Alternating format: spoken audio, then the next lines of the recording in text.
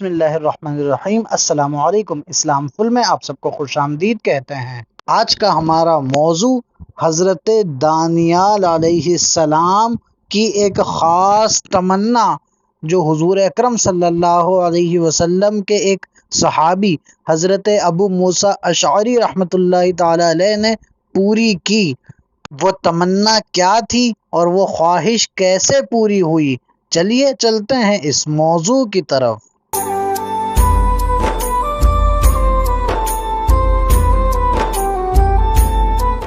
یہ واقعہ ایک انتہائی دلچسپ واقعہ ہے اور انتہائی حیران کر دینے والا واقعہ ہے کہ ایک تمنا، ایک آرزو، ایک امید اللہ کے نبی حضرت دانیال علیہ السلام نے کی، جو کہ حضور کے زمانے سے کئی سو سال پہلے کے نبی ہیں۔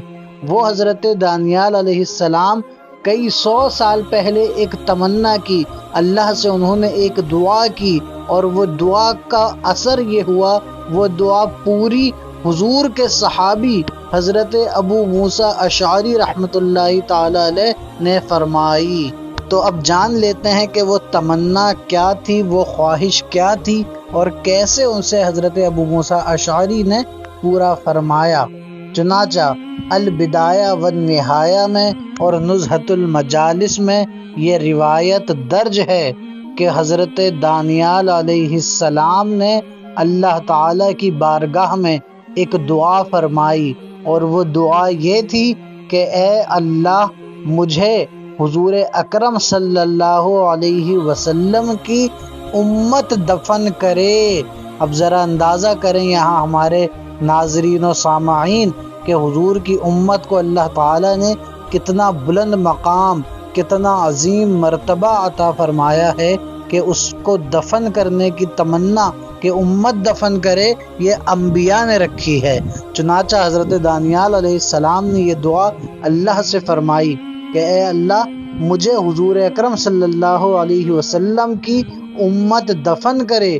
تو اللہ تعالیٰ نے حضرت دانیال علیہ السلام کی یہ دعا اس طرح پوری فرمائی کہ جب حضرت ابو موسیٰ اشعری رحمۃ اللہ تعالی علیہ رضی اللہ تعالی عنہ قلعہ تستر فتح کرنے گئے تو وہاں پہ حضرت دانیال علیہ السلام کا جسم اطہر تابوت میں رکھا ہوا ملا، اور کس حال میں ملا؟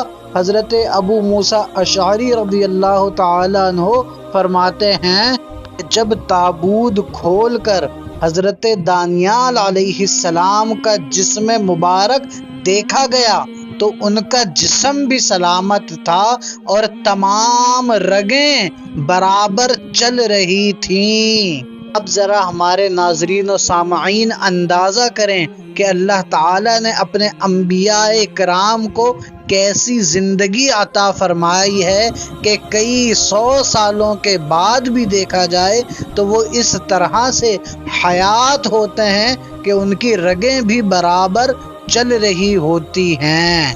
چنانچہ پھر حضرت ابو موسیٰ اشعری رضی اللہ تعالی عنہ نے حضرت دانیال علیہ السلام کو اپنے دست مبارک سے دفن فرمایا، اور یوں حضرت دانیال علیہ السلام کی یہ خواہش کہ انہیں حضور کی امت دفن کرے وہ اللہ تعالی نے پوری فرما دی۔